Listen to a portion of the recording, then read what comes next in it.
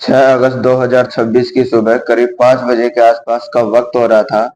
सफेद रंग की एक क्रेटा कार होती है जिसका नंबर UP17FW2433 प्रयागराज से चलती है, जिसको झांसी की तरफ जाना था। उस कार में 5 लोग सवार होते हैं और पांचों के पांच आराम से बैठे हुए थे, बातचीत करते जा रहे थे।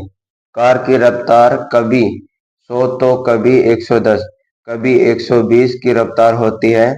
यह झांसी कानपुर नेशनल हाईवे होता है और जो थाना होता है पूछ उस इलाके में। यह कार चल रही हाईवे पर अचानक ही उस कार के सामने एक बछड़ा आ जाता है। ऐसा पर, प्रत्यक्षदर्शी बनता है जैसे जैसे ही उस कार का ड्राइवर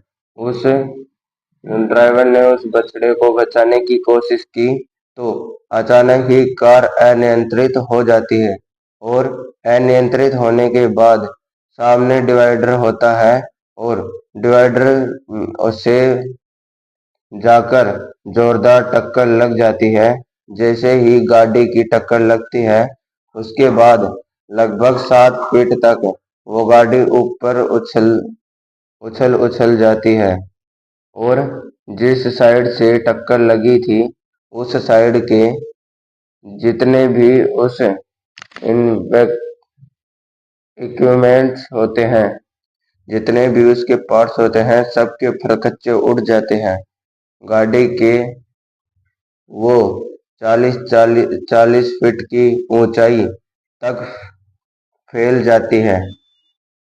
जैसे ही लोगों ने इस धमाके की आवाज सुनी, लोग दौड़कर मौके पर आते हैं।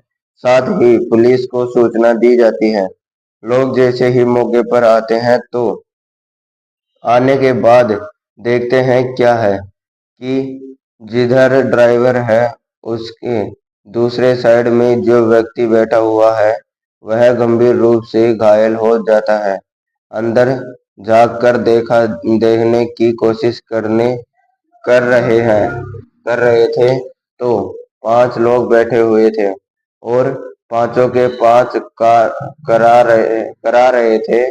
किसी तरकीब से खिड़की तोड़ी जाती है। तोड़ने के बाद जो ड्राइवर वाली साइड का जो व्यक्ति होता है उसको बाहर निकाला जाता है और जैसे ही उसे बाहर निकाला जा रहा था तुरंत ही उसने कहा कि साहब मुझे बचा लो।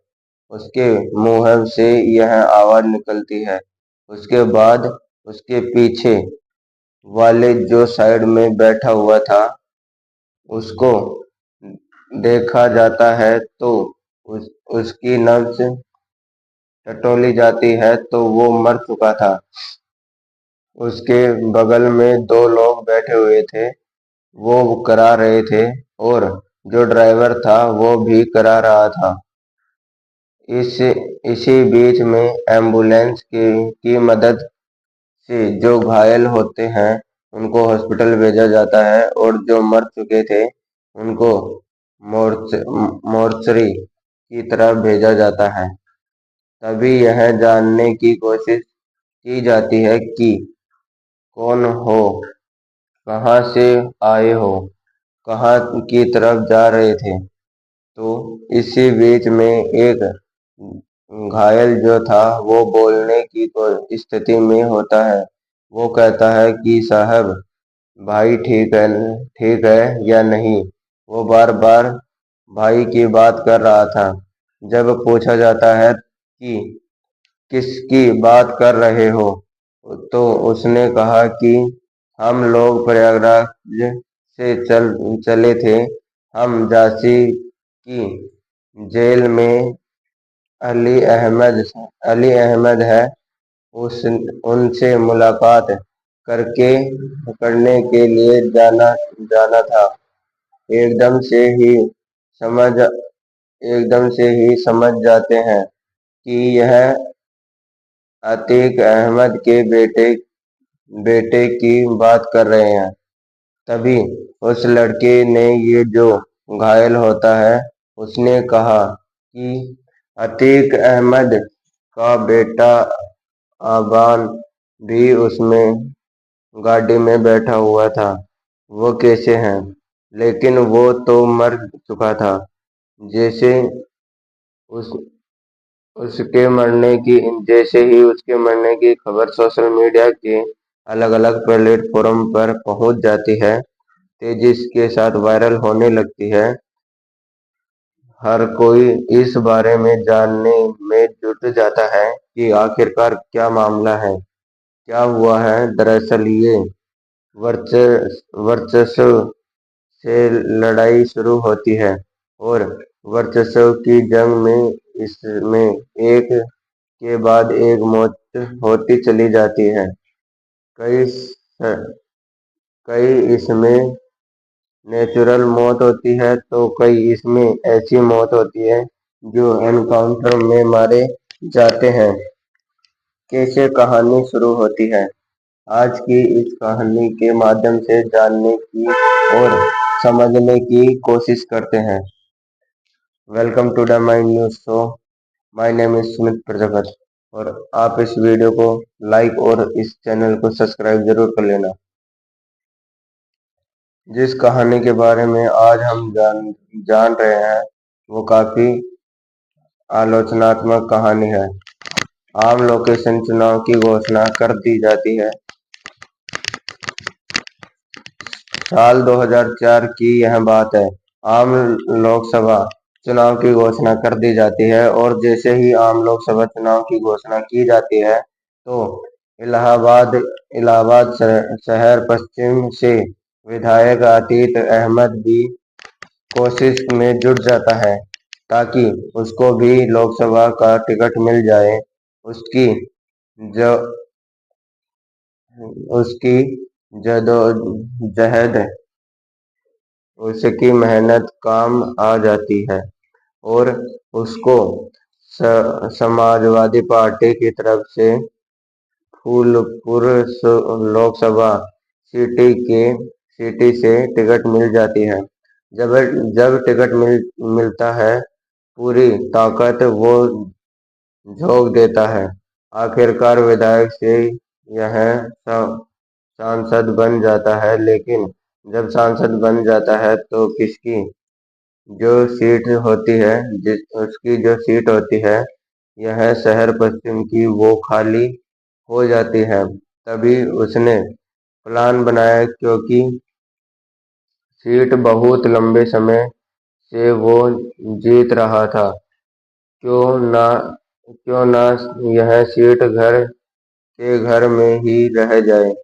इसलिए उसने अपने छोटे भाई खालिद अजीम उर्फ शरफ अशरफ को उस सीट पर खड़ा कर देता है ताकि तुम इलेक्शन लड़ो और विधायक बन जाओ।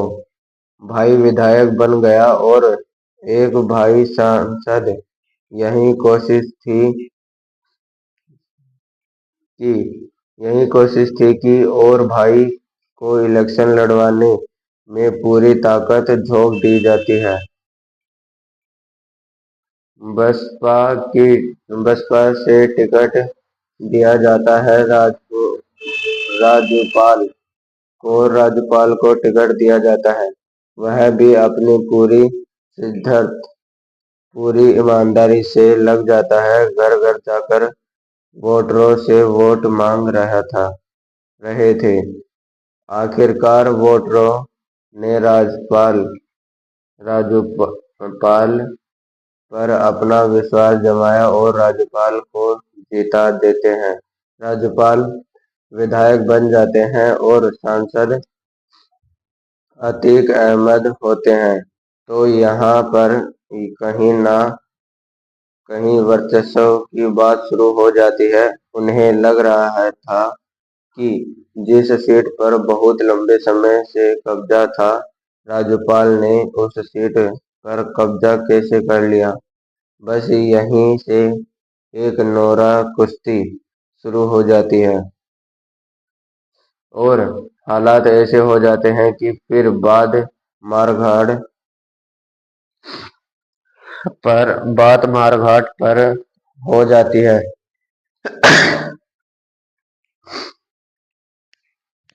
आलम यह होता है कि 25 जनवरी 2005 को बसपा विधायक राजपाल को की गोलियां बरसाकर हत्या कर दी जाती है। और जैसे ही हत्या होती है तो इस घटनाक्रम को एक चश्मदीद होता है। एक न केवल चश्मदीद होता है बल्कि उनका दोस्त भी था, रिश्तेदार भी, जिसका नाम उमेश पाल होता है।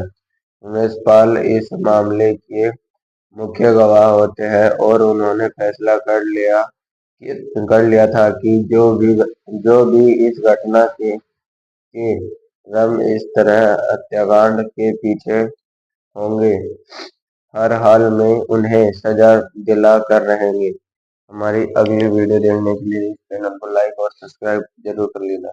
इसका अगला पार्ट भी आपको मिल जाएगा। जय हिंद, जय भारत।